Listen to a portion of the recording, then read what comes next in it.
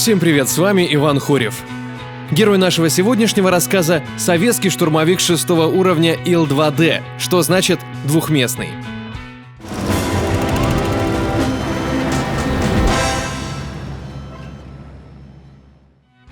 Этот самолет для ветки во многом знаковый.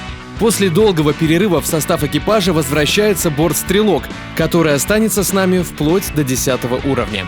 Но обо всем по порядку. Предыдущая машина ветки Ил-2. Поскольку наш самолет — его модификация, в плане совместимости модулей все отлично. Сразу доступна большая часть подвесного вооружения, а также предтоповые пушки. В остальном Ил-2Д быстрее, крепче и маневреннее своего предшественника даже в стоковой конфигурации. А по мере прокачки мы получим еще и более мощные пушки.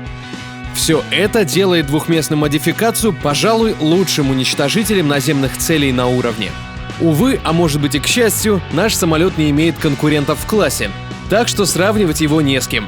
Но перед тем, как отправиться в бой, давайте разберемся с наиболее оптимальной конфигурацией машины. Если мы хотим получить более мобильный вариант, то стоит ограничиться 23-мм пушками ВИА и ракетами. Конечно, высококлассного перехватчика из нас даже так не получится, но полоснуть мимо пролетающего противника парой очередей будет гораздо проще. Ну а для уничтожения наземки загружаемся по полной. Пушки калибра 37 мм, бомбы, ракеты РС-132. Заметим только, что бомбы лучше брать 100-килограммовые. Их больше, к тому же потенциальный урон будет проще распределить по целям. Двигатель в обоих вариантах лучше установить топовый. В первом случае для еще большей мобильности, во втором, чтобы успешно дотащить эту гору взрывчатки до цели. Ну что ж, с обвесом разобрались, пора в бой.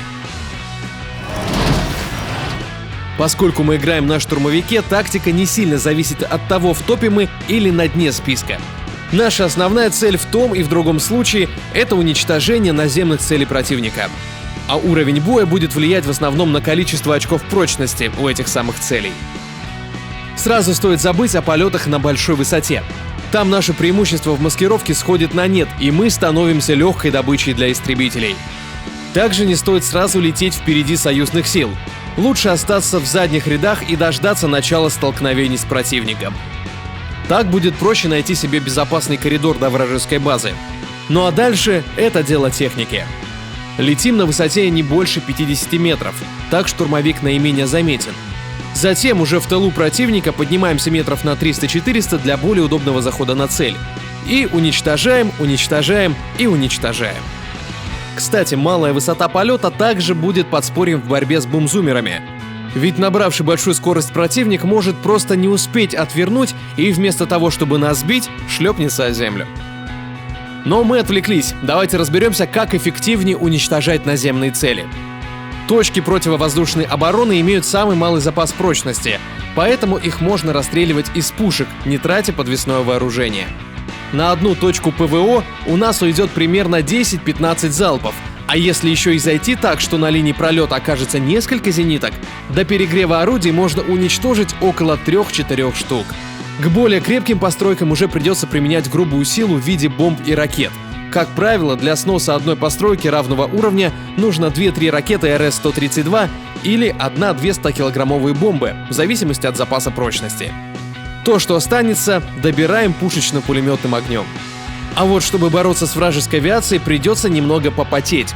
Ил-2Д не сильно приспособлен для прямого боя с истребителями, но вот на проходах вполне может помочь союзникам. Главное понять, куда вражеский самолет собирается лететь, и заранее отдать упреждение. Кроме того, у нас есть бортстрелок, который хоть и не валит преследователей пачками, но вполне способен убрать с хвоста сильно поврежденных врагов. Что же мы получаем в итоге? В первую очередь, отличного представителя своего класса. Высокая прочность и огневая мощь делают Ил-2Д крайне эффективным уничтожителем наземной техники. Даже если вы не фанат штурмовой авиации, этот самолет позволит вам провести немало славных боев и принести множество побед своей команде.